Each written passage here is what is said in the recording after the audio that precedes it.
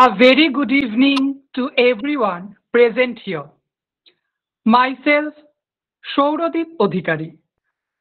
On behalf of Modak Trainer Academy, I feel truly honored to welcome you all to today's enlightening and enriching webinar on Concept of Management in Chanakya Niti. Acharya Chanakya's timeless principles, popularly known as Chanakya Niti, are not only rooted in governance and statecraft, but also provide valuable insights into leadership, strategy, and modern management practices. We are indeed privileged to have with us our today's distinguished guest speaker, Dr. Devdas Mondol, Associate Professor, Department of Sanskrit, Jadavpur University. Dr. Mondol is a renowned scholar who has dedicated his academic journey to Sanskrit studies. He holds a PhD from Jadavpur University. Since 2009, he has been teaching in the Department of Sanskrit at the same Jadavpur University and has also served as guest faculty at Ramakrishna Mission Residential College, Narendrapur. Dr. Mondol has delivered more than 35 invited lectures, presented numerous research papers in prestigious seminars and conferences, and had authored and edited several books. With over 30 research publications to his credit, he continues to guide several scholars in their research journey. Beyond academics, he plays an active role in several awareness programs, cultural initiatives, and student development activities through National Service Scheme. Today, we are truly fortunate to have him with us this evening, as he will take us on a journey exploring how Chanakya's ideas of Niti and Arthashastra can be meaningfully applied to contemporary management thought. With that, let us warmly welcome our today's distinguished eminent speaker, Dr. Devdas Mondol, and look forward to his illuminating lecture. Thank you all. Thank you. আচ্ছা, শোনা যাচ্ছে তো sir? Yes.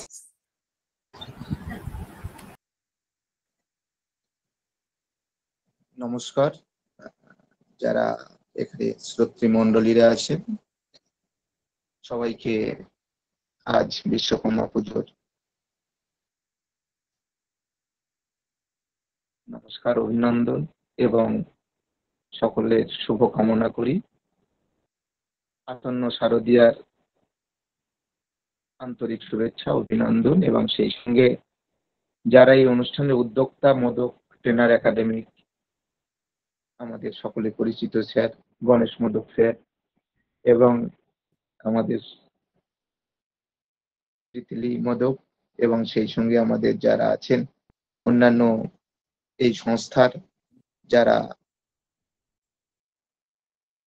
বিভিন্নভাবে জড়িয়ে আছেন, সকলকে আমার নমস্কার, অভিনন্দন এবং আন্তরিক শুভেচ্ছা জানিয়ে আজকে আমার যে বক্তব্য বিষয় সেটা উপস্থাপন করছি। আমার বক্তব্য বিষয়ের একটা নাম দিয়েছিলাম concept of management in Chanakya নীতি। চাণক্য নীতিতে ব্যবস্থাপনা বিদ্যার যে ধারণা, সেটাই হচ্ছে আজকে আমার আলোচনা। এই আলোচনার প্রাককালে আমরা সেই চাণক্য তার স্তুতি দিয়ে শুরু করতে চাইছি। নীতিশাস্ত্রম অমৃতম ধীমান অর্থশাস্ত্র মহদধে সমুদ্রধে নমস্তস্যৈ বিষ্ণুগুপ্তায় বেধসে মনবে বাচস্পতয়ে শুক্রায় পরাশরায় শশুতায় চাণক্যায় চ বিদুষে নমস্তু নরশাস্ত্র কর্তৃভ্য। প্রথম যে স্তুতি সেটা কামন্দিক নীতিসার থেকে বিষ্ণুগুপ্তের উদ্দেশ্যে এই স্তুতি করা হয়েছে। আর দ্বিতীয় যে স্তুতি পঞ্চতন্ত্রের, এখানে চাণক্যের উদ্দেশ্যে নরশাস্ত্র কর্তৃক শাস্ত্রকার যারা, তাদের উদ্দেশ্যে এই স্তুতি জানানো হয়েছে। এবং সেখানে মনু, বৃহস্পতি, শুক্রাচার্য, পরাশর তাদের সঙ্গে চাণক্যের উল্লেখ আছে। আর প্রথম যে স্তুতিতে সেখানে যারা নীতিশাস্ত্র কার, সেই নীতিশাস্ত্র রূপ অমৃত, অর্থশাস্ত্র রূপ মহৎ সমুদ্র থেকে যিনি মন্থন করেছিলেন, সেই বিষ্ণুগুপ্তের উদ্দেশ্যে নমস্তুতি জানানো হয়েছে। এবার আমাদের কয়েকটি বিষয় আমরা জানবো। যে আমরা পেলাম এখানে চাণক্য, আবার বিষ্ণুগুপ্ত, আবার সকলে আমরা যার নামে পরিচিত সে হচ্ছে কৌটিল্য। এই তিনজন ব্যক্তি, তাদের যে একটু পরিচয়, অর্থাৎ তিনজন ব্যক্তি এক, এবং কি কারণে তাদের তিনটি নামে তারা পরিচিত হয়েছেন। এই চাণক্য নীতির যে বক্তব্য, চাণক্য নীতি আমরা খুব ছোট থেকেই সবাই আমরা পড়ে থাকি, ফলে সকলের কাছে অত্যন্ত পরিচিত একটি ব্যাপার চাণক্য নীতি।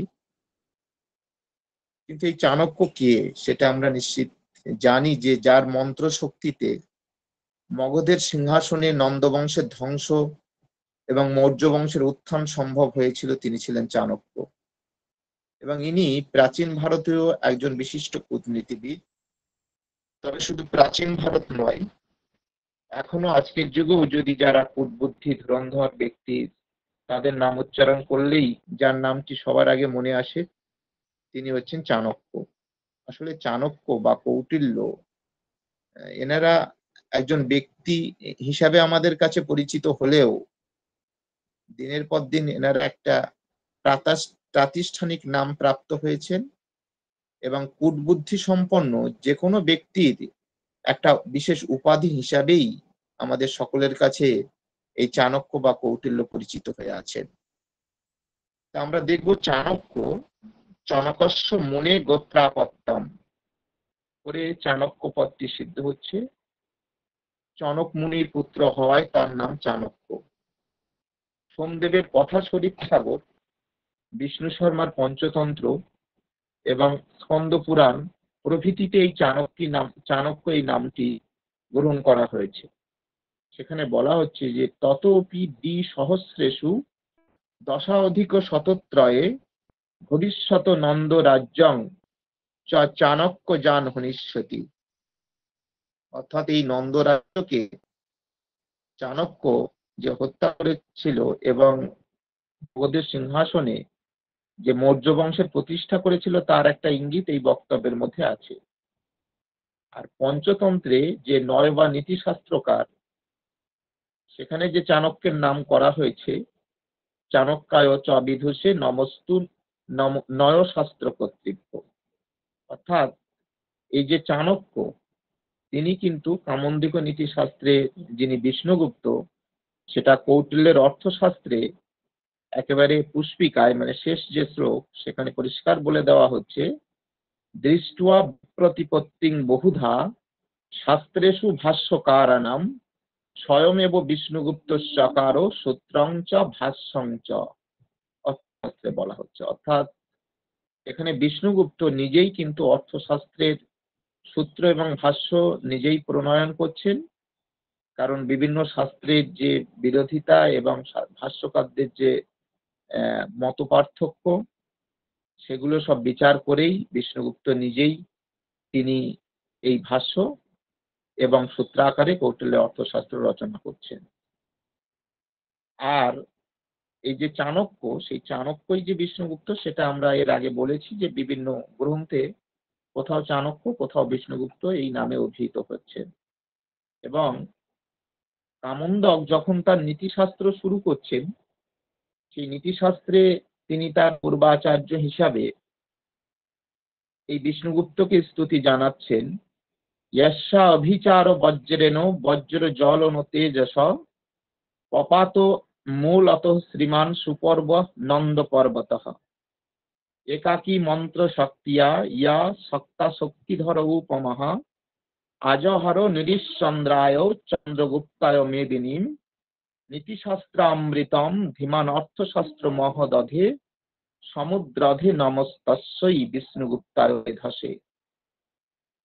অর্থাৎ যে কথা আমরা বলছিলাম যে যার আভিচারিক মন্ত্র একেবারে বজ্র জ্বলনের ন্যায় যে তেজসম্পন্ন এবং যে সেই সমৃদ্ধ নন্দ পর্বত অর্থাৎ নন্দ যে রাজা সুপর্ব পক্ষযুক্ত নন্দ রাজাকে মূলত সমূলে উচ্ছেদ করেছিলেন, পাতন করেছিলেন, এবং যিনি একাকী মন্ত্র শক্তির দ্বারা শক্তিধর কার্তিকের যিনি সমতুল, তিনি চন্দ্রগুপ্তায় মেদিনীম আজহার, তিনি সেই চন্দ্রগুপ্ত নৃচন্দ্র স্বরূপ চন্দ্রগুপ্তের জন্য তিনি মেদিনী তিনি আহরণ করেছিলেন।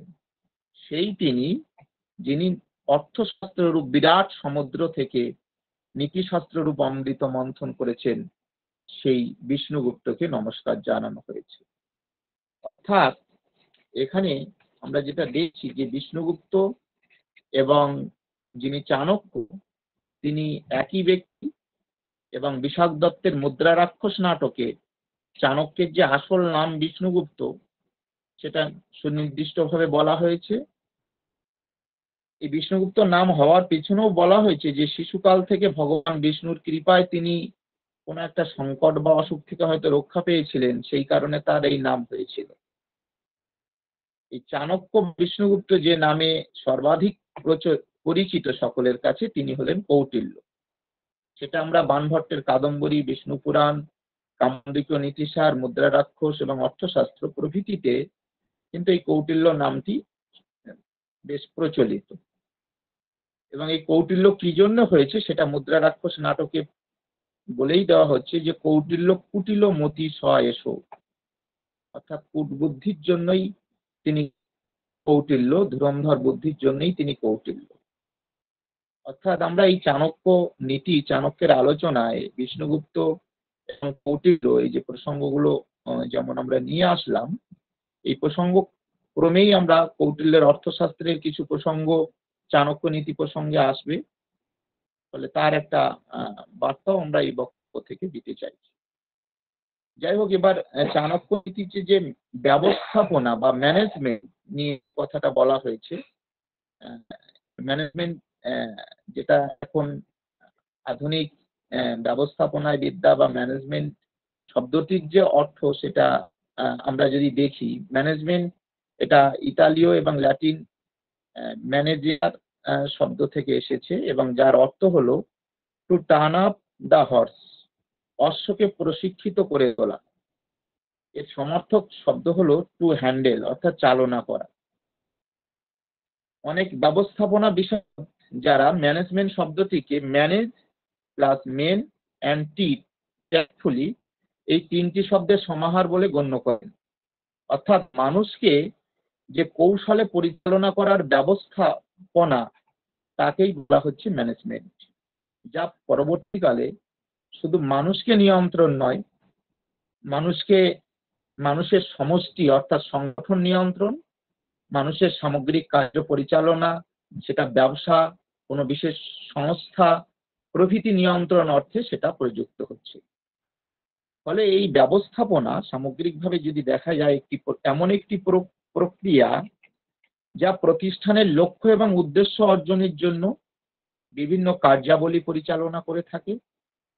অর্থাৎ প্রাতিষ্ঠানিক লক্ষ্য অর্জনের জন্য যে পরিকল্পনা, সংগঠন, কর্মী সংস্থান, নির্দেশনা, প্রেরণা, সমন্বয়, নিয়ন্ত্রণ কার্য প্রভৃতি পরিচালিত হয়, এই সামগ্রিক নিয়ন্ত্রণকে বা পরিচালন পদ্ধতিকে ব্যবস্থাপনা বলা হচ্ছে। এবং এই ম্যানেজমেন্টের সংজ্ঞাও দেওয়া হচ্ছে যে management involve the planning, organising, leading, controlling resource to achieve the specific goals and objectives. It is the process that helps organization, teams, or individual to work efficiently and effectively towards their desired outcomes. এবার দেখছি এই ব্যবস্থাপনা কে আধুনিক কালে যারা ব্যবস্থাপনা বিদ্যার নিয়ে চর্চা করেছেন, এমন একজন ব্যবস্থাপনা বিদ্যার জনক হিসাবে যাকে ধরা হয় হেনরি ফেরল, তিনি ব্যবস্থাপনার 5টি কার্যাবলী এবং 14টি মূল নীতি প্রবর্তন করছেন। হেনরি ফেরল 1916 সালে প্রশাসনিক ব্যবস্থাপনার উপর ইন্ডাস্ট্রিয়াল অ্যান্ড জেনারেল ম্যানেজমেন্ট নামক একটি বই মার্কিন যুক্তরাষ্ট্র থেকে 1949 সালে তিনি প্রকাশ করছেন, তার নামে প্রকাশিত হচ্ছে। এবং ফ্রেডারিক উইনস্লো টেরল, তিনি সায়েন্টিফিক ম্যানেজমেন্ট এর জনক বলে স্বীকৃত। তিনি ইউএসএ জন্মগ্রহণ করছেন এবং তাকেও বৈজ্ঞানিক ব্যবস্থাপনার জনক বলা হয়। অর্থাৎ যদি দেখা যায় 1950 সাল থেকে এই ব্যবস্থাপনা বিদ্যাকে আধুনিক বিজ্ঞানের একটা অন্যতম বিষয় হিসেবে অন্তর্ভুক্ত করা হচ্ছে। প্রশ্নটা এখানে যে 1950 সালের আগে কি তাহলে ব্যবস্থাপনা বিদ্যার কোনো অস্তিত্ব ছিল না? ছিল, নিশ্চিতভাবেই ছিল। সেটা আমাদের প্রাচীন ভারতীয় দর্শন, ধর্মশাস্ত্র, অর্থশাস্ত্র, শ্রীমদ্ ভগবদ গীতা বা নীতিশাস্ত্রে এই যে ব্যবস্থাপনার যে উপাদান নিহিত আছে, তা আজকে আমরা বিশেষভাবে এই চাণক্য নীতি আলোচনা থেকে সেটা আমরা আরো সুস্পষ্টভাবে লক্ষ্য করব। এবং আমাদের প্রাচীন শাস্ত্রগুলোর মধ্যে কিন্তু এই ব্যবস্থাপনা বিদ্যার বিভিন্ন উপাদান সেগুলো ছিল। কারণ এই ব্যবস্থাপনা ব্যতিরেকে কিন্তু কোনো প্রতিষ্ঠানের কোনো ভাবেই অগ্রগতি লাভ করে না, বা কোনো প্রতিষ্ঠান বা কোনো সংগঠন সেটা টিকে থাকা সম্ভব নয়।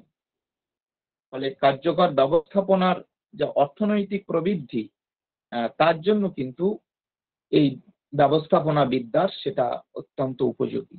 এবং আমরা আমাদের কৌটিল্য অর্থশাস্ত্র, যেটা আমরা তারই আলোচনার সূত্রে আমরা যে চাণক্য নীতির যে ব্যবস্থাপনা বিদ্যা আলোচনা করব, সেখানেও দেখব কিন্তু এই ব্যবস্থাপনা বিদ্যার যে মূল লক্ষ্য বা উদ্দেশ্যগুলো, যেগুলো আমাদের প্রাচীন ভারতে বলা হয়েছে, সেগুলোই পরবর্তীকালে পাশ্চাত্য যারা দার্শনিক বা যারা ব্যবস্থাপনা বিদ্যা নিয়ে চর্চা করেছেন, তারা সেগুলো বিভিন্ন ভাবে বিভিন্ন নামে আমাদের সামনে উপস্থাপন করেছেন।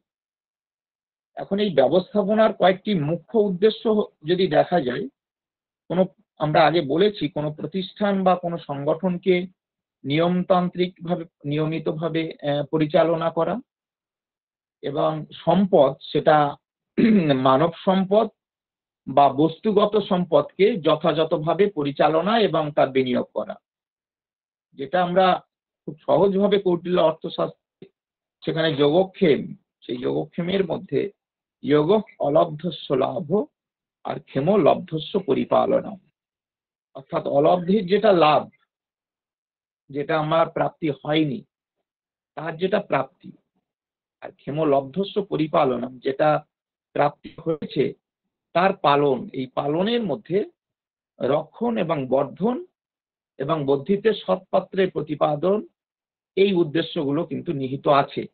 এবং সেটা যদি কোনো বিশেষ পদ্ধতির দ্বারা না হয় বা বিশেষ প্রক্রিয়ার দ্বারা সেইটা না করা হয়, তাহলে এই যোগক্ষেম কিন্তু সাধিত হবে না।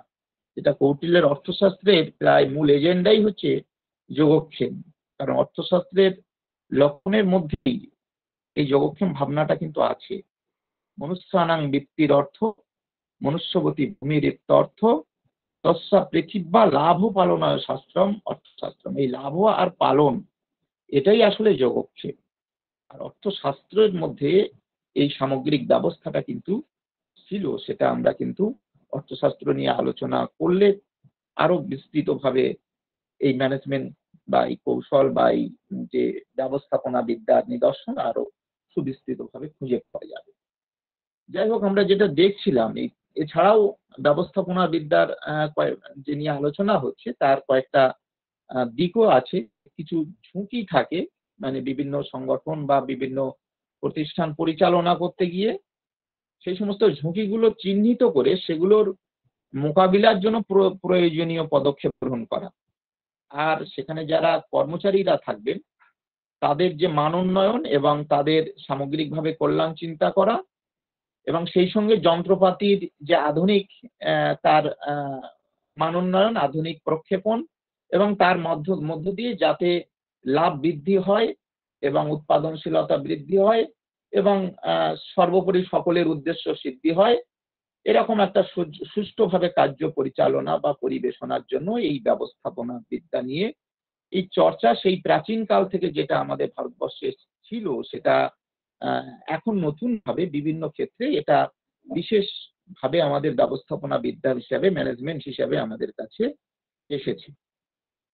যাই হোক, এই ব্যবস্থাপনা বিদ্যা আসলে একটা ধারাবাহিক কাজের সমষ্টি, যেখানে পরিকল্পনা থাকবে, সংগঠন থাকবে, কর্মী সংস্থান থাকবে, নির্দেশনা থাকবে, প্রেরণা থাকবে, সমন্বয় থাকবে এবং নিয়ন্ত্রণ, এগুলো ধারাবাহিকভাবে একটা সম্পাদনমূলক ব্যাপার থাকবে। সেখানে যারা পাশ্চাত্য ম্যানেজমেন্ট নিয়ে যারা চর্চা করেছেন, সেখানে ম্যানেজমেন্টের কয়েকটি মূল দিক নিয়ে আলোচনা করেছেন। প্রথম হচ্ছে প্ল্যানিং, অর্গানাইজিং, লিডিং এবং কন্ট্রোলিং। অর্থাৎ এই যে প্ল্যানিং, অর্গানাইজিং, লিডিং এবং কন্ট্রোলিং, এই চারটি যে পদক্ষেপের তারা কথা বলেছে, অর্থাৎ কার্য শুরুর পূর্বেই যে প্ল্যানিং, অর্থাৎ কার্যের লক্ষ্য নির্ধারণ করা এবং উদ্দেশ্য নির্ধারণ করা, এই তো আমাদের কৌটিল্য অর্থশাস্ত্রের মধ্যে সেটা বহুকাল আগেই বলা হয়েছে যে মন্ত্র পূর্বা সর্বারম্ভা, অর্থাৎ সমস্ত যে কার্য হবে, শুরু হবে, তার আগেই কিন্তু মন্ত্রণা করতে হবে। কারণ মন্ত্রণা যদি না করা হয় তাহলে কোনো কার্য সুনির্দিষ্টভাবে সম্পন্ন করা সম্ভব নয়। তাই আগে মন্ত্রণা এবং তারপরে কার্য শুরু করা। এবং এই দেখা যাচ্ছে কৌটিল্যের এই ভাবনার মধ্যেই কিন্তু ব্যবস্থাপনার মূল তত্ত্ব যেটা, সেটা আছে। ফলে প্ল্যানিং বলতে যে কর্ম পরিকল্পনা, যা চাণক্য নীতি বা অর্থশাস্ত্রের কিন্তু উভয়ত্রই এই কর্ম পরিকল্পনা নিয়ে বহু কথা বলা হয়েছে। তাই প্ল্যানিং এর মধ্যে কি কি আছে সেখানে বলা হয়েছে যে প্ল্যানিং বলতে সেখানে কিসের প্ল্যানিং, যে ডিফাইনিং গোলস, অবজেক্টিভ এবং স্ট্র্যাটেজিস। তাই এখানে ডিফাইনিং গোল বলতে লক্ষ্য নির্ধারণ করা হবে, যে আমি কি লক্ষ্য নিয়ে আমার এই কাজটি আমি সম্পাদন করতে চলেছি। আর অবজেক্টিভ, তার মধ্যে আমার কাজের উদ্দেশ্য কি থাকবে। আর স্ট্র্যাটেজিস, কোন কৌশলে বা কিরূপ পদ্ধতিতে আমার সেই কাজটি শুরু হবে। তাই এই কথাটি কিন্তু আমার কৌটিল্যের অর্থশাস্ত্রের মন্ত্রণা প্রসঙ্গে সেখানে পরিষ্কারভাবে অর্থশাস্ত্রের প্রথম অধিকরণের পঞ্চদশ অধ্যায়ে সেখানে 42 নম্বর সূত্রের মধ্যে পরিষ্কার বলে দেওয়া হচ্ছে যে কর্মানাম আরম্ভ উপায়, পুরুষ দ্রব্য সম্পদ, দেশকাল বিভাগ, বিনিপাত প্রতিকার, কার্য সিদ্ধিস্য পঞ্চাঙ্গ মাত্র।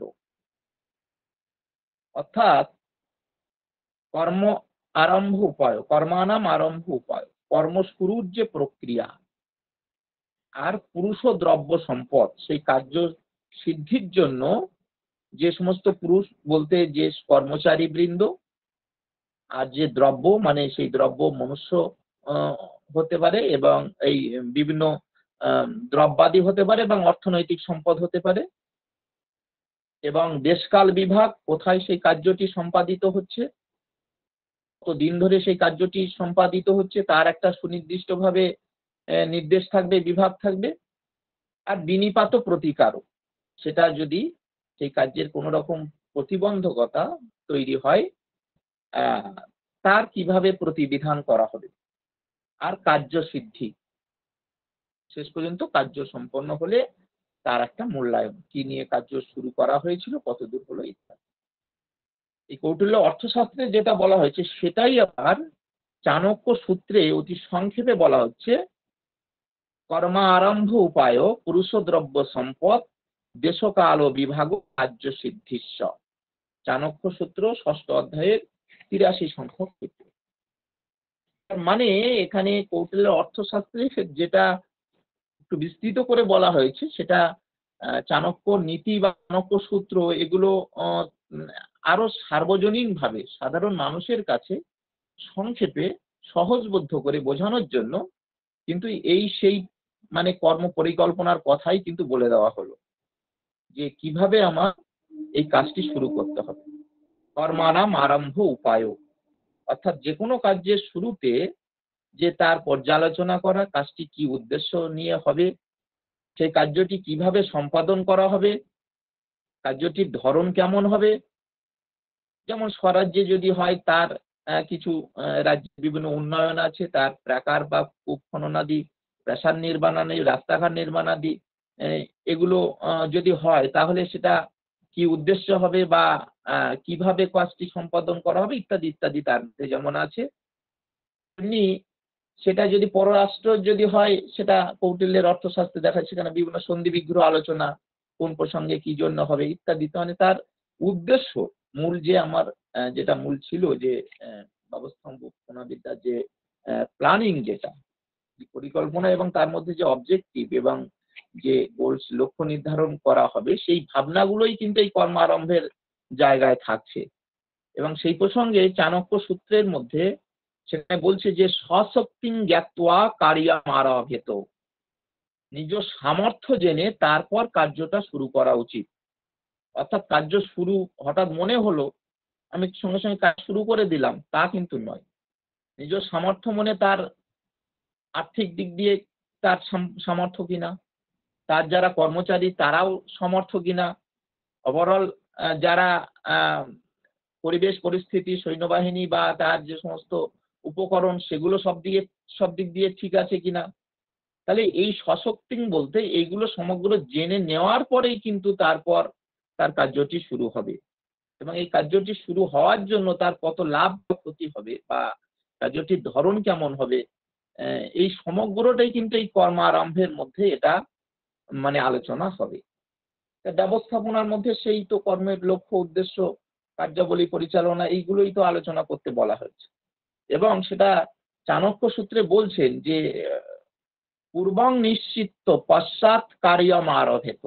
আরো বলে দেওয়া হলো যে সশক্তিং জ্ঞাত্বা কার্য আরভেত, যেমন বলা হয়েছে তেমনি আগে নিশ্চিত করে নিতে হবে ঠিক কি কি ভাবে বা কোন কোন কার্য বা কিভাবে করা হচ্ছে সেটা সুন্দরভাবে নিরূপণ করে নিয়ে পশ্চাৎ কার্যম আরভেত, তারপর কার্যটি শুরু করতে হবে। কারণ কার্য একবার শুরু করে দিলে তারপর কিন্তু সেই কার্যের ফল ভালো মন্দ তখন নিয়ে আর আলোচনা করলে সেটা কিন্তু ক্ষতির দিকে যাবে। আমরা যেমন পরিচিত ভাবে দেখি, বলা হয় যে ভাবিয়া করিও কাজ, করিয়া ভাবিও না। মানে আগে কি কাজ করা হবে সেটা করার আগে যদি ভাবা হয় তাহলে সেই কাজের যে অনিষ্ট সেটা যত কম হয়, সেটা কাজ শুরু করে সেটা যদি ভাবা হয় সেখানে অনিষ্ট বা ইষ্ট সেটা কিন্তু একটা অনিশ্চয়তার মধ্যে থেকে যায়। এই জন্য চাণক্য সূত্রে সেখানে কিন্তু বলছে যে কোনো কার্য শুরু করতে গেলে তার কিন্তু আগে ভাবনা চিন্তা করে কার্য শুরু করতে হবে। এবং অর্থশাস্ত্রে সেটা বলা হচ্ছে কিত সপক্ষ পরপক্ষ উপগ্রহ কার্য আরম্ভাংশ চিন্তায়েত। আগে সপক্ষ এবং পরপক্ষ, মানে রাজার যারা নিজের পক্ষ আছে, তার যারা অনুকরণ করে বা তার যারা অধীন, পরপক্ষ যারা তার বিরোধী, এই উভয় পক্ষ যখন কৃত মানে যারা বশীভূত হয়ে যাবে, তারপর রাজা কার্য আরম্ভং চিন্তায়েত, তার যাবতীয় কার্য শুরুর কথা চিন্তা ভাবনা করবে। ফলে এই সপক্ষ পরপক্ষ পুরুষদের বশে আনার পর এই যে কার্য আরম্ভের যে বিবেচনা, এটা যদি না শুরু করে যদি কার্য আরম্ভ শুরু করেন তাহলে সেই কার্য বাস্তবে রূপায়িত হতে গেলে কিন্তু সেটা অনেক হোঁচট খাওয়ার সম্ভাবনা বেশি। সেটা চাণক্য সূত্রে বলছে আরো ভালো করে যে প্রত্যক্ষ পরোক্ষ অনুমানই কার্যানি পরীক্ষিত। তিনটি প্রমাণ এখানে বলা হলো, প্রত্যক্ষ, পরোক্ষ এবং অনুমান। প্রত্যক্ষ বলতে আমরা জানি যেগুলো আমাদের চাক্ষুষ বা শ্রবণ, রাসন, স্পর্শন, ঘ্রাণ, আমাদের যেগুলো অনুভবযোগ্য সাক্ষাৎ ভাবে পাঁচটি ইন্দ্রিয়ের দ্বারা, সেগুলো হচ্ছে প্রত্যক্ষ। আর যেগুলো অপ্রত্যক্ষ, যেগুলো অনুমানের দ্বারা পূর্বপক্ষ কিছুটা জানা হয়েছে এবং কিছুটা জানা হয়নি, এক দেশ সে কিছু কার্য সম্পন্ন হয়েছে, অপর দেশের যে জ্ঞান সেটা হচ্ছে অনুমান। ঠিক আছে, আর যেটা আমাদের অন্যের দ্বারা উপলব্ধি হচ্ছে সেটা পরোক্ষ। তো এভাবে তিনটি ভাবে পর্যালোচনা করে, পর্যবেক্ষণ করে তারপরেই কিন্তু কার্য শুরু করতে বলা হচ্ছে।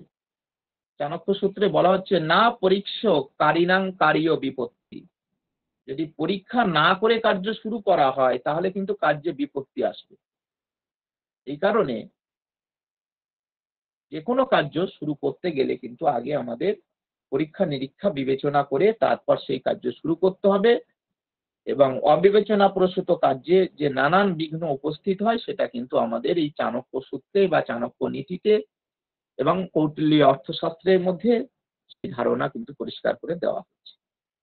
এবং কোনো কার্য যখন নিশ্চিত হয়ে যাচ্ছে, সেই কার্যও যে আজকাল করে দীর্ঘসূত্রতা করে সেটাও মানে ফেলে রাখা ঠিক না।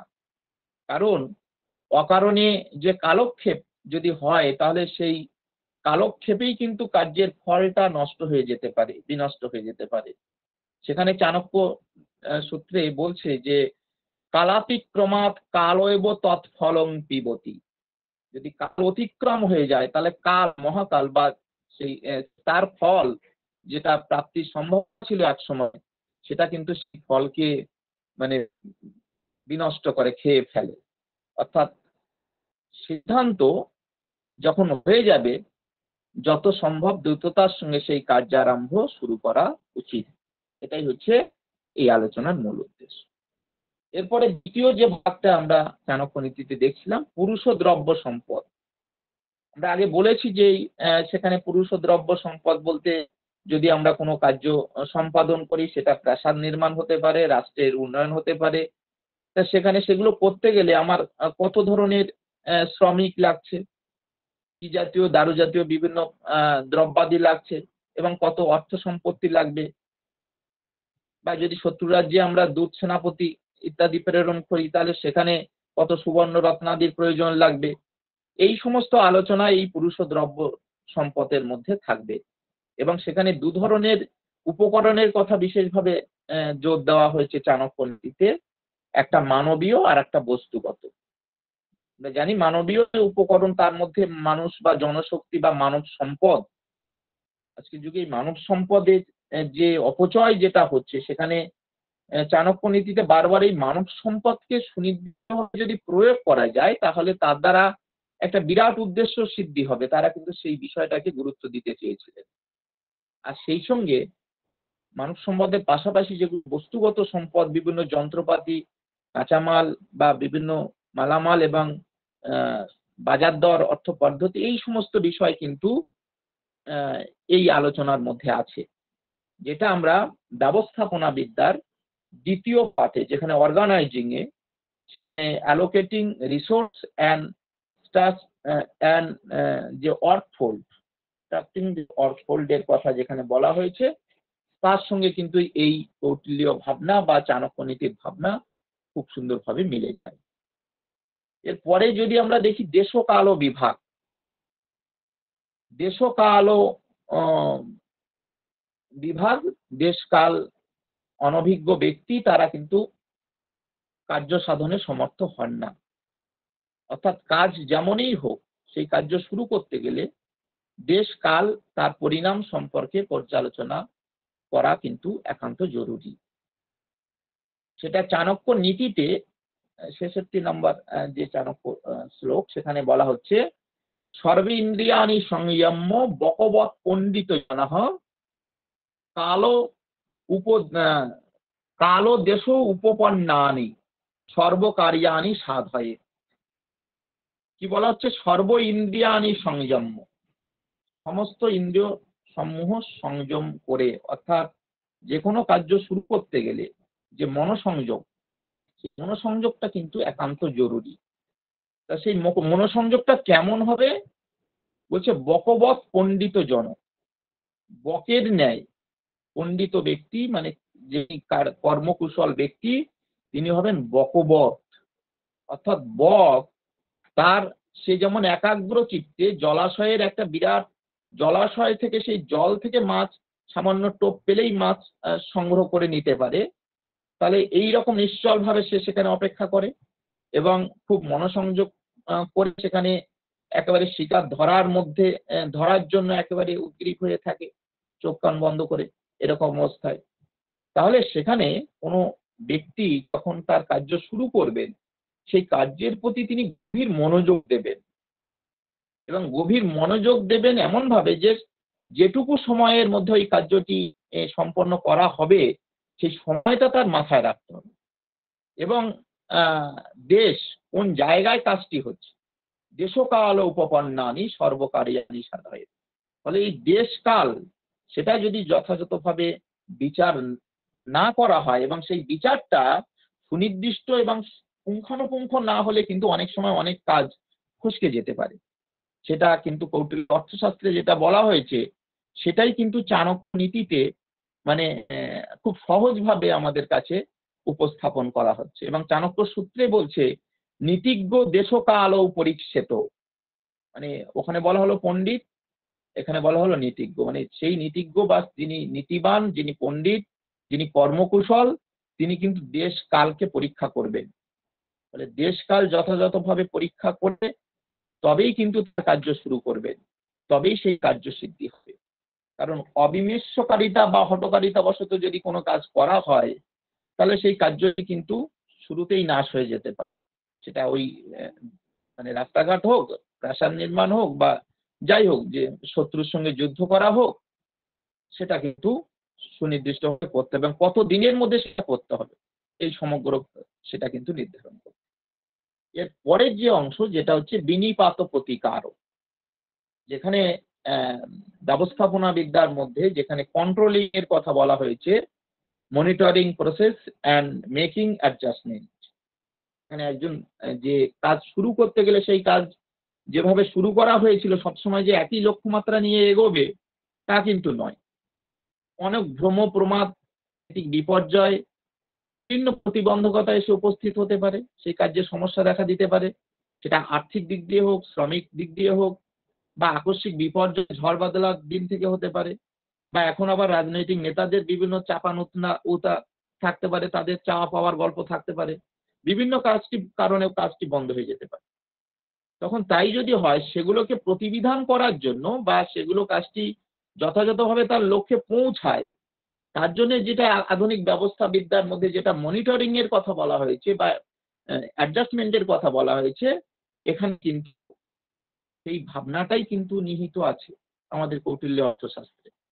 এবং সেখানে বলছে যে বিপদ দুই ভাবে আসতে পারে, একটা মনুষ্যকৃত বিপদ, একটা দৈব বিপদ। এটা দৈব বিপদের মধ্যে কি ঝড় বাদলা, রোগ শোক, এ বিভিন্ন হতে পারে আকস্মিক যেগুলো আসে, বন্যা। আর মনুষ্যকৃত বিপদ বলতে যে অগ্নি প্রয়োগ হতে পারে, বিষ হতে পারে, চৌর্যতা হতে পারে, বা এখন তোলাবাজি সেটাও হতে পারে। বিভিন্ন কারণে এই ধরনের বিপর্যয় আসতে পারে এবং সেটা বুদ্ধির কৌশলে কিভাবে সেটা নিবারণ করতে হবে এবং ধৈর্য সহকারে এর প্রতিবিধান করতে হবে। এ বিষয়ে চাণক্য সূত্রে বলা হচ্ছে যে মানসিক কার্য বিপত্তি কৌশলেন বারয়েত। মানসিক কার্য বিপত্তি, যে বিপত্তি প্রতিবন্ধকতা, সেটা যদি মানুষের দ্বারা তৈরি হয় সেটা অত্যন্ত কৌশলে সুকৌশলে সেটা কিন্তু তার নিবারণ করতে হবে এবং সে কাজ যদি যাতে বাস্তবে মুখোমুখি দাঁড়িয়ে সেটা সম্পন্ন হতে পারে সেই দিকটা চেষ্টা করতে হবে। চাণক্য সূত্রে আরেকটি বলা হচ্ছে যে কার্য সংকটেষু অর্থ ব্যবসায়িনী বুদ্ধি, মানে বিরাট কার্য যখন সংকটপূর্ণ হয়ে যাবে, অনেক সময় যারা এই সমস্ত বিষয়ে পারদর্শী, অর্থ বিষয়ে নিশ্চয়াত্মক যাদের বুদ্ধি আছে, মানে যারা আরো বেশি মানে এই কাজকর্মের সঙ্গে যারা করতে করতে তারা অভ্যস্ত হয়ে গেছেন, তাদের পরামর্শ নিতে হবে। ফলে কোনো সংকট বা এই ধরনের বিঘ্ন যখন উপস্থিত হবে, যারা প্রখরমতি, তাদের পরামর্শপূর্বক এই কার্য কিন্তু সম্পন্ন করার অভিলক্ষ্যে এগিয়ে যেতে হবে। সেখানে অনিশ্চিত যে বুদ্ধি তার দ্বারা কিন্তু কার্যসিদ্ধি হবে না, কারণ স্থির যে বুদ্ধি এবং পরিণত বুদ্ধি, সেই বুদ্ধির দ্বারা কিন্তু কার্যটি সম্পন্ন হবে। সেটা চাণক্য নীতির মধ্যে সেই নির্দেশ দেওয়া হচ্ছে এবং বলছে যে শাস্ত্রানুসারে কার্য সাধন করলে সেই কার্যের ফল ঐশ্বর্য তুল্য হবে এবং শাস্ত্র লঙ্ঘন, আসলে সেই সময় শাস্ত্র মানে নিয়ম নীতি এবং যেটা ন্যায় নীতিকে অনুসরণ করে যদি কার্য করা যায় তাহলে সেই কার্যের একটা ভালো ফল পাওয়া যায়। সেটা চাণক্য সূত্রে বলা হচ্ছে যে আজ্ঞা ফলম ঐশ্বর্যম, অর্থাৎ কার্য শুরু করতে গেলে যে আজ্ঞা, এখানে ছাত্র আজ্ঞা বা গুরুজনদের আদেশ বা রাজার আদেশ, এটা অনুসারে যদি কাজ করা হয় তাহলে এই কার্য কিন্তু ঐশ্বর্য তুল্য ফল দিতে পারে। ফলে এই কার্য সম্পাদনের ক্ষেত্রে এই যে তত্ত্বাবধান যে ব্যাপারটা, এটা কিন্তু থাকছে, সেটা আমাদের অনেক প্রাচীন কালেই সেটা সেই নির্দেশ দেওয়া হয়েছে। এবং উপস্থিত বিনাশও প্রকৃত্তা অকারেণ কার্যেণ লক্ষ্যতে, অর্থাৎ উপস্থিত এবং বর্তমান কার্যের যে হানি, সেটা কার্যের অবস্থা, কার্যের স্বরূপ, স্বভাব প্রভৃতির উপরে কিন্তু এটা নির্ভর করে, সেটা চাণক্য সূত্রে বলা হচ্ছে। ফলে এভাবে সেটা কোন কার্যের কি অসুবিধা, সেই অসুবিধা অনুসারে সেই কার্যের মোকাবিলা করতে হবে, সেটা চাণক্য সূত্রে বলা হচ্ছে যে কার্যানুরূপ প্রয়াত্নতঃ, কার্যের অনুরূপ প্রযত্ন, যে কার্যের যে প্রতিবন্ধকতা সেই অনুসারে তার প্রতিবিধান করতে হবে, যে সামগ্রী প্রয়োজন সেই অনুসারে তার সামগ্রী যোগাতে হবে। ফলে প্রকৃষ্ট প্রযত্নের দ্বারা যে কোনো কার্য কিন্তু সিদ্ধি হবে, এটাই চাণক্যের উপদেশ। যে কার্যকরে প্রতিকূলতা আসবে, কিন্তু প্রতিকূল সামগ্রী এবং তার বিরুদ্ধ যে চেষ্টা, সেগুলো যদি যথাযথ প্রচেষ্টা এবং ধৈর্য বজায় রাখা যায়, তাহলে তার দ্বারা কার্য সিদ্ধি হতে পারে। সেখানে প্রযত্ন কি, সেখানে বলা হচ্ছে যে প্রকৃষ্ট যত্ন, চেষ্টা, প্রযত্ন সমুদ্রগস্যতি যাদৃশং কার্যং গুরু লঘু বা তাদৃশম এব সামগ্রী সাধনম সাধন উদ্যোগ কার্য সম্পাদনাংশ তৎফলমপি তথৈব চ। অর্থাৎ যেরূপ সমস্যা, সেই সমস্যার অনুকূল সমাধান সেটা যদি গ্রহণ করা যাবে এবং ধৈর্য সেটা মাথায় রাখলে, তাহলে সেই কার্য সিদ্ধি হবে। এরপরে পঞ্চম যে প্রক্রিয়া, যেটা হচ্ছে কার্যসিদ্ধি। কার্য সম্পন্ন হয়ে গেলে তার একটা মূল্যায়ন থাকবে, কি লক্ষ্য নিয়ে কার্যটি শুরু করা হয়েছিল, তার সেটা শ্রম সম্পদ এবং উপকরণ সামগ্রী কত কম বেশি লাগলো, এই সামগ্রিক আলোচনা, সুবিধা অসুবিধা, এই সমস্ত আলোচনায় এই শেষ পর্বে থাকবে। এবং যাদের সহায়তায় এই কাজটি সম্পন্ন হয়েছে বা করা গেছে, তাদের প্রতি কৃতজ্ঞতা এবং ধন্যবাদ জ্ঞাপন করতে হবে, এবং পরবর্তী কাজের জন্য তাদের উৎসাহ এবং কিছুর জন্য তাদেরকে উৎসাহ প্রদান এবং এই সমস্ত বিষয়গুলো থাকবে। এবং সেখানে বলা হচ্ছে উপযুক্ত উপায় যদি অবলম্বন করা যায়, তাহলে কিন্তু এই ফল নিশ্চিতভাবে পাওয়া যাবে। চাণক্য সূত্রে বলা হচ্ছে উপায় পূর্বং কার্যং ন দুষ্করং স্যাৎ। যদি যথাযথ উপায়, এখানে সাম দান ভেদ দণ্ড এই সমস্ত উপায় আছে, এছাড়াও আরো কিছু উপায় আছে, সেগুলো সম্বন্ধিত নীতিসারে বলা হয়েছে, আমরা তার মধ্যে যাচ্ছি না।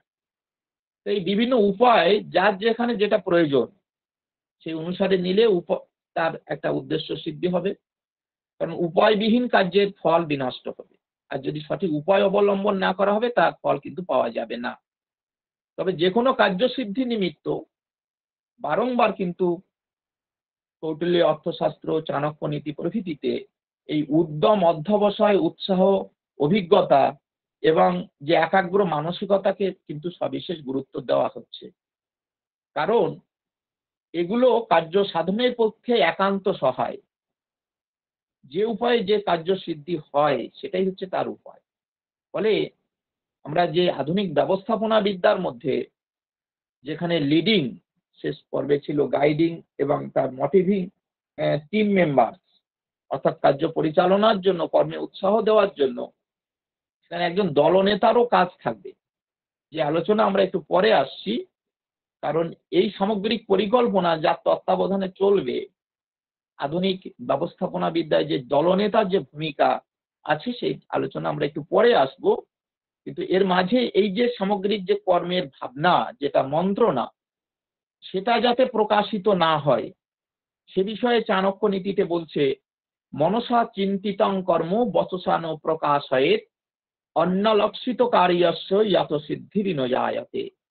অর্থাৎ যে কার্য করা হবে সেটা মনসা চিন্তিতং, সেটা খুব মনে মনে চিন্তা করতে হবে, যেটা বাইরে প্রকাশ করা যাবে না। বচসান প্রকাশয়েৎ, কারণ যদি সেই কার্যের কথা অন্য জানতে পারে, অন্যলক্ষিত কার্যস্য, অন্য যদি সেই কার্যের কথা জানতে পারে, যত সিদ্ধি ন জায়াতে, তার কিন্তু সিদ্ধি হবে না, কারণ নানানভাবে প্রতিবন্ধকতা আসতে পারে।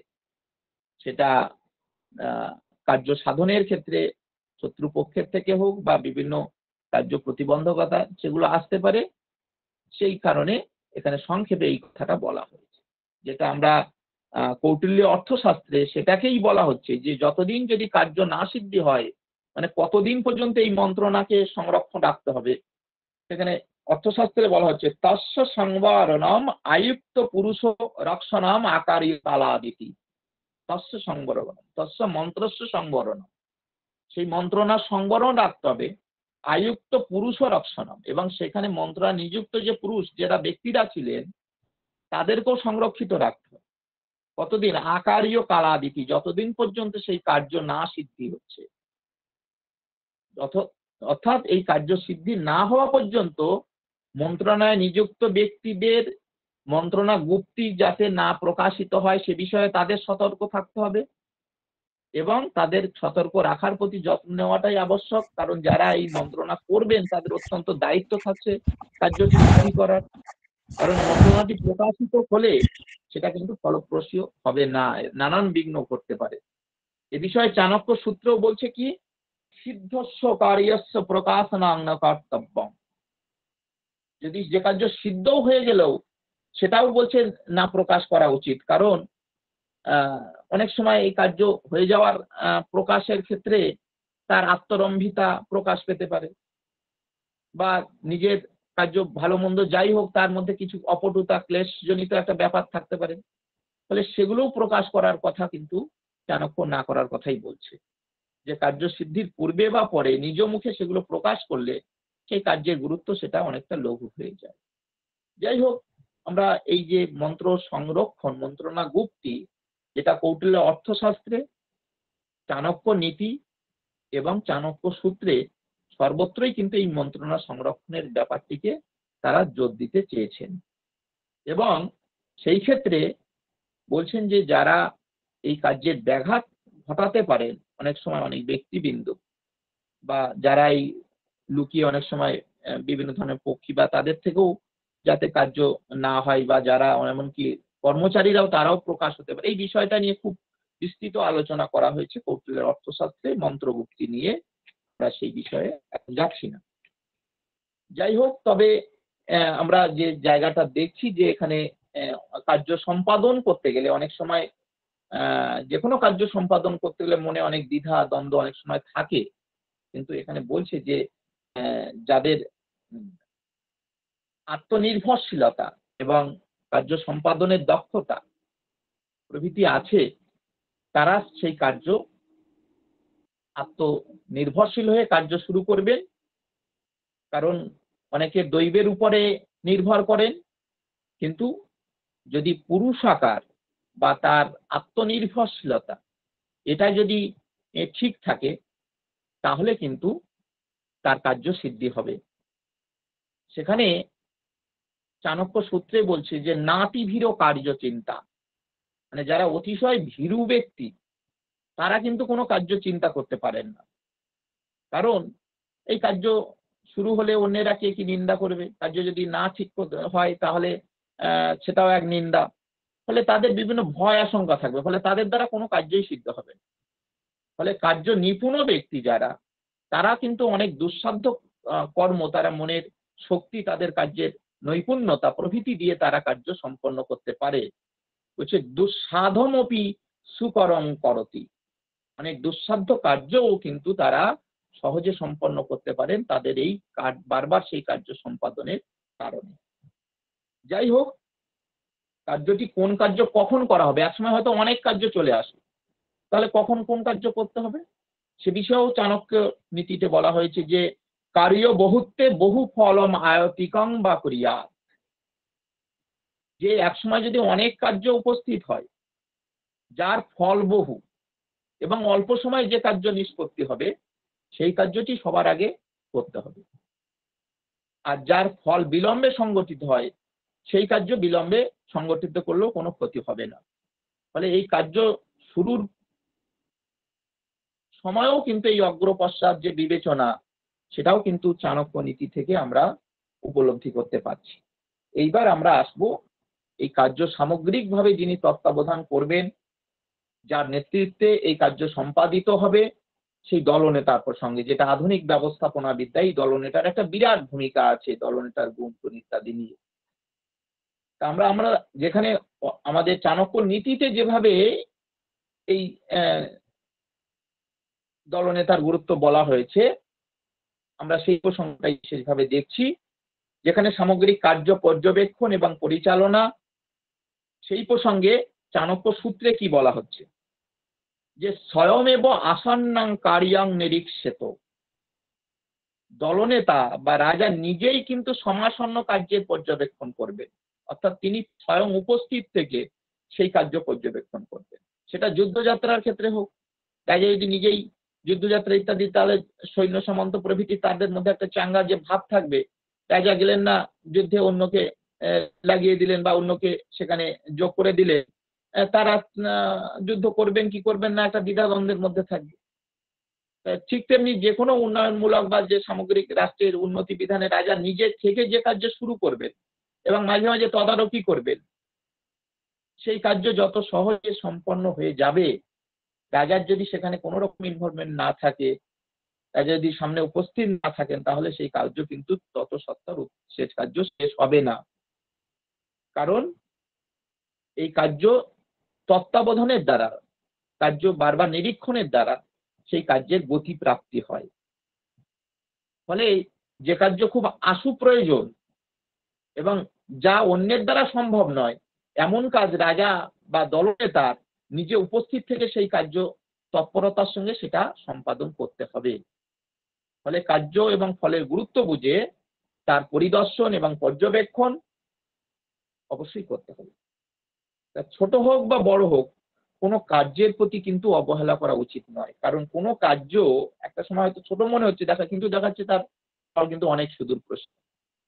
ফলে যে কোনো কার্য সিদ্ধির জন্য বা প্রতিষ্ঠান পরিচালনার জন্য, কোনো দল বা সংগঠন পরিচালনার জন্য, এই যে দলনেতার যে নিয়ম নিষ্ঠা অধ্যবসায়, কঠোর পরিশ্রম, প্রচেষ্টা এবং ধৈর্য, সেটা কিন্তু আমাদের নীতিশাস্ত্রগুলোতে বারবার গুরুত্ব দেওয়া হয়েছে। কারণ মানসিক দিক থেকে যিনি যতটা সামর্থ্য এবং উদ্ভাবনী কৌশলী, তিনি যত সহজে সকলের কাছে গ্রহণযোগ্য একজন বিশ্বস্ত দলনেতা হয়ে উঠতে পারেন, কোনো কার্যের প্রতি গভীর মনোনিবেশ করে সেই কার্য যত সহজে তিনি বাস্তবে রূপদান করতে পারেন, অন্য ব্যক্তি কিন্তু সেইভাবে করতে পারবেন না। ফলে এই কার্যের যে গভীর মনোনিবেশ, এটাকেই চাণক্য বললেন তপস্যা। এই তপস্যার অনুষ্ঠানের দ্বারা সমস্ত কার্য সিদ্ধি হয়। কারণ যারা ক্ষমতাশীল ব্যক্তি, অর্থাৎ কার্য করতে করতে যার আত্মনির্ভরশীলতা হয়ে গেছে, তার কিন্তু এই কার্যের মাধ্যমে তার তপস্যাও বৃদ্ধি পায়। ফলে এক্ষেত্রে কিন্তু চাণক্য বলছেন যে এই কার্য যারা করবেন, তার যে যেমন সেই কার্যের প্রতি তার ধৈর্য, সহনশীলতা, তার মনোনিবেশ যেমনি থাকবে, তার থাকবে উদ্যম। এই উদ্যম নিয়ে আমাদের তো বহু কথা আছে চাণক্য নীতিতে, সেটা সকলেই আমাদের পরিচিত সেই শ্লোকটি, যে উদ্যমেন হি সিদ্ধন্তি কার্যানি ন মনোরথই, নহি সুপ্তস্য সিংহস্য প্রবিশন্তি মুখে মৃগাঃ। আমার ইচ্ছা আছে, বাসনা আছে, কিন্তু আমার কর্মের যদি উদ্যম না থাকে, তাহলে কিন্তু সেই কার্য বাস্তবে সিদ্ধি হবে না। সিংহ সে ঘুমিয়েই যদি থাকে, স্বয়ং হরিণেরা তার কিন্তু মুখে প্রবেশ করে না, বা কোনো পশুরাই তার মুখে প্রবেশ করে না। ফলে যিনি দলনেতা হন, তার কিন্তু আর সকলের কাছে, সবার থেকে তার এই উদ্যম, তার অধস্তন কর্মচারীদের কাছে উদ্যমশীল হওয়ার কিন্তু একটা প্রচেষ্টা তৈরি করে দেয়। ফলে উদ্যোগী ব্যক্তিরাই কিন্তু জীবনে সফলতা প্রাপ্ত হন। যারা দৈবকে অবলম্বন করেন, দৈবকে ভরসা করে চলেন, তাদের কিন্তু বাস্তবে কোনো কার্য সিদ্ধি হয় না। সেটাও চাণক্য সূত্রে বলা হচ্ছে, ন দৈব প্রমাণানাম কার্যারম্ভ। কোনো কার্য শুরুর ক্ষেত্রে দৈবটা কোনো প্রমাণ হতে পারে না। তার পৌরুষকার, তার উদ্যম, তার প্রচেষ্টা, তার অধ্যবসায়, এগুলোই হচ্ছে কার্যসিদ্ধির একান্ত হাতিয়ার। ফলে দৈবর দ্বারাও যদি কোনো সময় কোনো কার্য অনেক সময় বিঘ্নিত হয়ে যায়, তাহলে কিন্তু প্রচেষ্টা এবং ধৈর্য প্রভৃতি দিয়ে কিন্তু অনেক সময় অনেক কার্য কিন্তু বাস্তবে সফল হতে পারে। ফলে সেজন্য সুনিপুণ কিন্তু দক্ষ কর্মী থাকা একান্ত প্রয়োজন। ফলে সেই ক্ষেত্রে দলনেতার এই সমস্ত গুণগুলো থাকবে, যেটা আমাদের শাস্ত্রে, আমাদের নীতি গ্রন্থগুলোতে বারবার জোর দেওয়া হচ্ছে। এবং দলনেতার উদ্যম উৎসাহে কিন্তু কর্মোৎসাহী হয়ে ওঠেন অন্যান্য কর্মচারীরা, এবং তিনি যে রূপ কার্য সম্পাদন করতে পারেন বা চেষ্টা করেন, তার অনুরূপ অনুসারে অন্যান্য কর্মীরাও তাকে অনুসরণ করে। কিন্তু যিনি চোখ থাকতেও বা উপযুক্ত পরিবেশ পরিস্থিতি থাকতেও কোন সময় কার্য শুরু করতে হবে না করতে হবে যিনি বুঝতে পারেন না, চাণক্য সূত্রে তাকে অন্ধ ব্যক্তির সঙ্গে তুলনা করা হয়েছে। ইয়া কার্যাং ন পশ্যতি স অন্ধ। যার সামনে অনেক কিছু করার আছে, কিন্তু তিনি কাজ করতে পারছেন না, তার মনে হচ্ছে সব কার্য সম্পন্ন হয়ে গেছে। ফলে তিনি কিন্তু প্রকৃত অন্ধ। ফলে এইরূপ ব্যক্তিরা কোনো সময় কোনো কার্য বাস্তবে রূপদান করতে পারেন না। ফলে আমাদের এই নীতি শাস্ত্রগুলো বারবার আমাদের অভ্যাস, প্রচেষ্টা, কার্যের প্রতি যে অনুরাগ, এই সমস্ত বিষয়গুলো যেমন গুরুত্ব দেওয়া হয়েছে, তেমনি বলছে মানুষের শৌর্য, স্থৈর্য বা কর্ম নিপুণতা এগুলো থাকলে শুধু কার্যসিদ্ধি হয় না, অনেক সময় শত্রুকেও তারা কিন্তু অনায়াসে জয় করতে পারে। ফলে এই কর্মীদের কাছে একজন দলনেতার তার যে গুরুত্ব, ক্ষমতা এবং সেটা যেমন গুরুত্ব, তেমনি দলনেতা হলে তিনি যে অধস্তন কর্মীদের উপর তিনি ক্রোধ প্রদর্শন করবেন, অসম্মান প্রদর্শন করবেন, সেটাও ঠিক নয়। কারণ এতে তাদের তিনি বিরাগভাজন হয়ে যান। অভিমান, গর্ব, অহংকার এগুলো যদি তৈরি হয়, তাহলে তা থেকে তার বুদ্ধি লোপ পেয়ে যায়। এই জন্য দলনেতার আত্ম অহংকারী বা গর্বোদ্ধত হওয়া কোনো মতেই ঠিক নয়। কারণ ক্রুদ্ধ ব্যক্তি যারা, তারা নিজের এবং পরের কার্যকে বিঘ্নিত করে, এবং অহংকার রূপে এই শত্রু শরীরের মধ্যস্থ হয়ে সে কি করে, সে আমাদের কার্যকে বিঘ্নিত করে। ফলে অহংকারী ব্যক্তি কারো সমাধান লাভ করতে পারেন না। এই জন্য চাণক্যের উপদেশ হলো নাস্তি অহংকার সমশত্রু। অহংকারের সমান কোনো শত্রু নেই। ফলে যিনি দলনেতা হবেন তিনি কিন্তু তার নিরহংকারী মনোভাব থাকবে, সকলকে নিয়ে চলার তার একটা বাসনা থাকবে বা সকল চলার মতো অভিজ্ঞতা থাকবে। আর একটা জিনিস হচ্ছে বিশ্বাস। দলনেতা তিনি বিশ্বাসভাজন হবেন, মানে এক কথা বলবেন, সেই কথা কখনো বাস্তবে সম্পন্ন করবেন না, সেই কথা পুনরায় বলতে গেলে মানুষের কাছে তিনি উপহাসযোগ্য হয়ে যাবেন। ফলে এই বিশ্বাস যে জীবনের একটা বড় সহায়, সেটা চাণক্য নীতি থেকে আমাদের উপলব্ধি করতে হয়। যে মানুষের উপর যদি বিশ্বাস নষ্ট হয়ে যায় বা নিজের উপরে যদি বিশ্বাস হারিয়ে যায়, তাহলে কিন্তু অধস্তন কর্মচারীদের উপর সেই দলনেতার আর গুরুত্ব থাকে না। এই সত্যটি প্রকাশ পেয়েছে কিন্তু চাণক্য সূত্রে। বলছে প্রাণাদপি প্রত্যয় রক্ষিতব্য। নিজের প্রাণের থেকেও প্রত্যয় বা বিশ্বাসটাকে রক্ষা করতে হবে।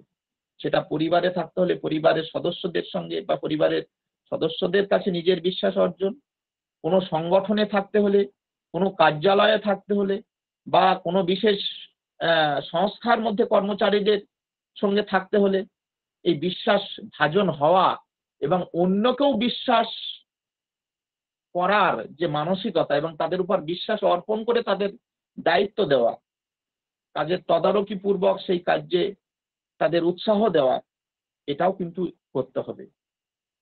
ফলে তাতে কর্মচারীর মনোবল বৃদ্ধি পায় এবং আরো বেশি দায়িত্বশীল হতে শেখায়। অতএব প্রাতিষ্ঠানিক লক্ষ্য অর্জনের জন্য বা পরিকল্পনা সংগঠনের পাশাপাশি কর্মচারীদের আস্থাভাজন হয়ে ওঠার জন্য সংস্থান, নির্দেশনা, প্রেষণা, সমন্বয়, নিয়ন্ত্রণ, এই যে দলনেতার যে গুরুত্বপূর্ণ ভূমিকাগুলো আধুনিক ব্যবস্থাপনা বিদ্যায় যেটা বলা হয়েছে, সেটা কিন্তু বহুকাল আগে আমাদের নীতি শাস্ত্রে বলে দেওয়া হয়েছে। এবং বলছে ইয়াসমিন কর্মণি ইয়া কুশল সতস্মিন নিয়োক্তব্য। যে কার্যে যে কুশল তাকে সেই কার্যে নিয়োগ করতে হবে, তাহলে সেই কার্যটি সহজে সিদ্ধি লাভ করবে। কিন্তু অনেক সময় কি হয়, আমরা কারো প্রতি আনুগত্য বশত বা কারো কারণে আমাদের আর্থিক বিভিন্ন কারণে হয়ে থাকে যে ব্যক্তি যে কারণে অনুপযুক্ত তাকেই সেই কাজে নিয়োগ করা হলো। তাহলে সেখানে কি হবে, যে সুদক্ষ ব্যক্তির প্রতি যেমন অবিচার করা হবে, তেমনি সেই কার্য অযুক্ত ব্যক্তি নিয়োগ করলে সেই কার্যটিও বাস্তবে সম্পন্ন হবে না। ফলে অস্থানে যোগ্যের নিয়োগ আর উপযুক্ত স্থানে অযোগ্যের নিয়োগ, এই যে কোনো মতেই এটা ঠিক নয়, সেটা চাণক্য বলছেন, যস্মিন কর্মণি কুশল তস্মিন স্বনিয়োক্তব্য, সেখানেই তাকে নিয়োগ করতে হবে। এতে কার্য এবং ব্যক্তি উভয়ের প্রতি সুবিচার করা হবে এবং তাতে কার্যর ব্যাঘাত বা সেই যোগ্য ব্যক্তির প্রতি কিন্তু অবিচার প্রকাশ পায় না, যদি সেই কার্যের উপযুক্ত ব্যক্তিকে সেখানে নিয়োগ করা হয়। সেটাকে বলা হচ্ছে চাণক্য নীতিতে যে স্থানেষু এব নিযুজ্যন্তে ভৃত্যস্য আভরণানিষ্যতি, মানে উপযুক্ত স্থানেই তাকে নিয়োগ করা উচিত। যে ভৃত্য, যে কর্মচারী যেখানে যার শোভা পায়, যেমন আভরণ, যেখানে যে আভরণ, যে অলংকার যেখানে যেটা শোভনীয় সেখানে সেটা যেমন মানে পরা উচিত, তেমনি যে কর্মচারী যেখানেই স্থানেষু, যে কার্যেষু যার উপযুক্ত নিয়োগ করা উচিত সেখানেই তার নিয়োজ্যন্তে, সেখানেই তাকে নিয়োগ করতে হবে। ফলে যিনি দলনেতা তিনি এই অধস্তন কর্মচারীদের কর্মের প্রতি তার যে মনোবল বৃদ্ধির জন্য তার যেমন গুণের গুরুত্ব অনুসারে দায়িত্বপূর্ণ পদে তাকে বসিয়ে যেমন পদোন্নতি ঘটাবেন, তেমনি বিশেষ বিশেষ কার্য সম্পাদনের জন্য তাকে বিশেষ সম্মান জ্ঞাপনও তিনি করবেন। ফলে আমরা দেখছি যে এই আধুনিক ব্যবস্থাপনা বিদ্যার যে ভাবনাগুলো যেটা ছিল কোনো কোম্পানি বা কোনো প্রতিষ্ঠান বা কোনো সংস্থায়, সেখানে কিভাবে কর্মের যথাযথ বিনিয়োগ করে বা তার ফল বেশি লাভ করা যায়, লাভ বেশি করা যায়, এই যে ভাবনাগুলো, সেটা যদি এই যথাস্থানে যথাযুক্ত ব্যক্তির নিয়োগ করা হয় সেটা কিন্তু সহজে কিন্তু বোঝা যাবে। এইবার যেটা নীতিশাস্ত্রগুলোতে জোর দেওয়া হয়েছে যে ব্যবস্থাপনা বিদ্যা, যেটা যিনি একজন সংস্থার যিনি ব্যবস্থাপনা করবেন বা কোনো সংগঠনের যিনি নিয়ন্ত্রক হবেন বা কোনো প্রতিষ্ঠানের যিনি নিয়ন্ত্রক হবেন, সেই নিয়ন্ত্রক হতে গেলে আগে তার নিজেকে তিনি নিয়ন্ত্রণ করতে পারছেন কিনা, এই আত্মনিয়ন্ত্রণ কৌশল তার আছে কিনা, এটা কিন্তু নীতিশাস্ত্রে বারবার কিন্তু জোর দেওয়া হয়েছে যে একস্যৈব অশক্ত মনস সন্নির্বহনে মহিং শশাগরা পর্যন্তং কথং হি এব অবজস্যতি, মানে যে ব্যক্তি একস্যৈব অশক্ত মনস সন্নিবহনে, একস্য মনস সন্নিবহনে অশক্ত, একমাত্র মনের যিনি নিয়ন্ত্রণ করতে যিনি অসমর্থ, সকথং তিনি কিভাবে শশাগরা পর্যন্তং মহিম অবজস্যতি, তিনি এই যে শশাগরা পর্যন্ত যে ধরনী তাকে সে কিভাবে জয় করবে। অর্থাৎ রাজার প্রসঙ্গে এটা বলা হয়েছে, যিনি রাজা হবেন, যিনি সমগ্র রাষ্ট্রকে যিনি নিয়ন্ত্রণ করবেন, ব্যবস্থা প্রভৃতি নিয়ে যিনি কার্যকর্তা, তাহলে যিনি নিজের মনকে নিয়ন্ত্রণ করতে পারেন না তিনি কিভাবে এই সামগ্রিককে নিয়ন্ত্রণ করবেন। এটা কিন্তু নীতিশাস্ত্রগুলো বারবার নিজেকে নিয়ন্ত্রণের প্রতি জোর দেওয়া হয়েছে, কারণ অস্থির চিত্ত ব্যক্তি তিনি কখনোই কিন্তু ফল লাভ করতে সমর্থ হন না। যেটা চাণক্য সূত্রে বলছে, ন চলিত চিত্তস্য কার্যস্য আপ্তি, যার চিত্ত চলিত বিচলিত তার কার্য আপ্তি, কার্যের প্রাপ্তি, কার্যের সমাপ্তি বা কার্যের ফল লাভ তার দ্বারা কিন্তু সম্ভব হয় না। ফলে দেখা যায় যে কার্য সিদ্ধির জন্য ধৈর্য, স্থৈর্য, মনের স্থিরতা, ইন্দ্রিয় সংযম এগুলো একান্ত আবশ্যিক। কারণ ইন্দ্রিয়কে বা ইন্দ্রিয়ের অন্তরিন্দ্রিয় মনকে যদি না নিয়ন্ত্রণ করতে পারা যায় তাহলে কিন্তু তিনি কখনোই অন্যকে নিয়ন্ত্রণ করতে পারবেন না। তিনি কিন্তু একটা প্রতিষ্ঠানের প্রধান হলেও বা তিনি সংগঠনের প্রধান হলেও বা তিনি রাষ্ট্র ব্যবস্থা তিনি প্রধান হলেও তিনি কিন্তু কোথাও কিন্তু কাউকে নিয়ন্ত্রণ করতে পারবেন না। কারণ নিজে যদি অসংযমী হন, রাজার যে প্রজারা, তার অনুকরণযোগ্য যে ভৃত্যরা অমাত্যরা, তারাও সেই রাজাকেই অনুসরণ করবে। চাণক্য নীতিতে সেই কারণে বলা হয়েছে যে আগে ইন্দ্রিয় জয় করতে হবে, যে রাজ্য মূলম ইন্দ্রিয় জয়। এই রাজ্যকে টিকিয়ে রাখতে গেলে, রাজ্যের পরিচালন ব্যবস্থাকে টিকিয়ে রাখতে গেলে আগে নিজের ইন্দ্রিয়কে জয় করতে হবে।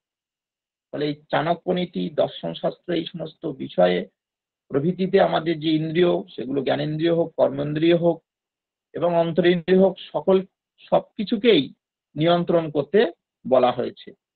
এবং তিনি বলছেন যে জিত আত্মা সর্বার্থই সংযোজ্যতে, চাণক্য সূত্রে বলা হচ্ছে, যিনি জিত আত্মা, যিনি নিজেকে জয় করতে পেরেছেন, তিনি সর্বার্থই, সমস্ত প্রকার তার প্রয়োজন, অর্থ বা কার্য প্রভৃতির সঙ্গে তিনি সাযুজ্য হতে পারেন, তিনি লাভ করতে পারেন। সেটা চাণক্য নীতিতে বলা হচ্ছে যে আপদাং কথিত পন্থা ইন্দ্রিয়ানাম অসংযম তজ্জয় সম্পদং মার্গ যেন ইষ্টং তেন গম্যতাম। কি বলা হচ্ছে? আপদাং কথিত মার্গ। আপদ হচ্ছে বিপদ, আপদ হচ্ছে বিপদ। এই যাবতীয় আপদের যে পন্থা, সেটা হচ্ছে ইন্দ্রিয় নাম অসংযম। ইন্দ্রিয় সংযমের, ইন্দ্রিয় সমূহের যে অসংযম, এই ইন্দ্রিয় সমূহের অসংযমই হচ্ছে আমাদের যাবতীয় আপদের পথ, রাস্তা। আর যে তজ্জয় মানে সেই ইন্দ্রিয়ের জয়, সম্পদাং মার্গ, ইন্দ্রিয়ের জয়ই হলো সমস্ত সম্পদ সমৃদ্ধির পথ। অর্থাৎ ইন্দ্রিয়কে যদি জয় করা হয়, তাহলে তার দ্বারা কিন্তু সমস্ত সমৃদ্ধি, সমস্ত লাভ আসতে পারে। আর ইন্দ্রিয় যার জয় নেই, তার দ্বারা কিন্তু সমস্ত বিপদ আসতে পারে।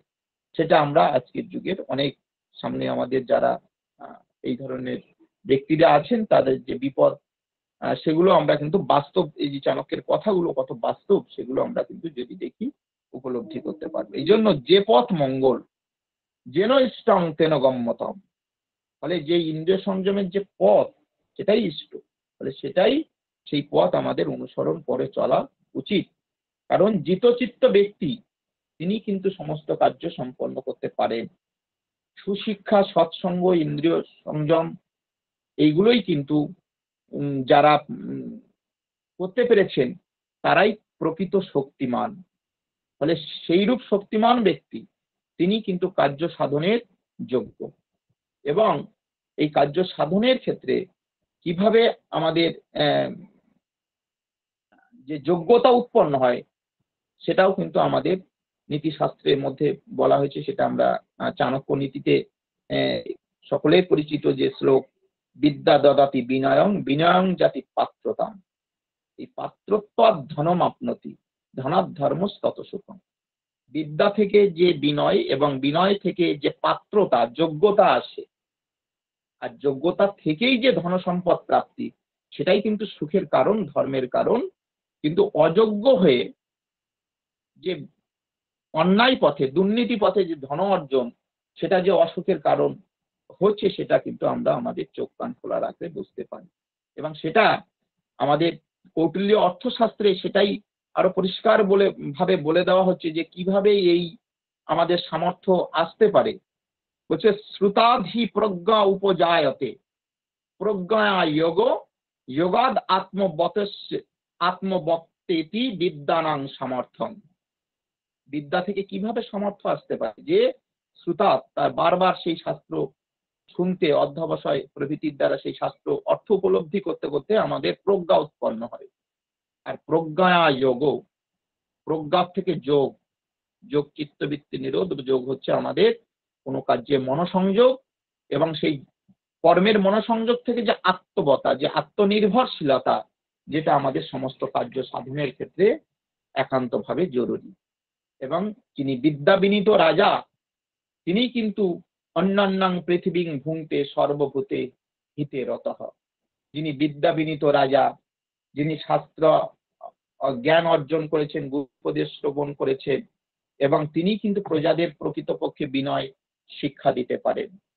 অন্যান্য পৃথিবী, এবং তিনি এই সমগ্র পৃথিবীকে তিনি কিন্তু জয় করতে পারেন। অতএব এই রাজা তিনি যদি সম্যক নেতা না হন, তিনি যদি বিভিন্ন ধরনের অন্যায় অকর্মের সঙ্গে কুকর্মের সঙ্গে জড়িয়ে যান, তাহলে সামগ্রিক ব্যবস্থাটাই নষ্ট হয়ে যায়।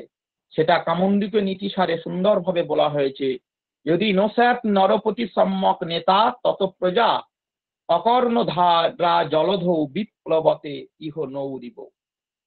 যদি রাজা সম্যক নেতা না হন, যদি নরপতি নস্যাৎ সম্যক নেতা, তিনি যদি সম্যক নেতা না হন, তিনি দলনেতা হোক বা তিনি আমাদের নেতা যদি সম্যকভাবে না হন, তাহলে প্রজা অকর্ণধা জলধৌ, কর্ণধারহীন নৌকার মতো সমুদ্রে বিপ্লবতে নৌরিব, নৌকার মতো বিপ্লবতে সেটা কিন্তু বিপর্যস্ত হয়।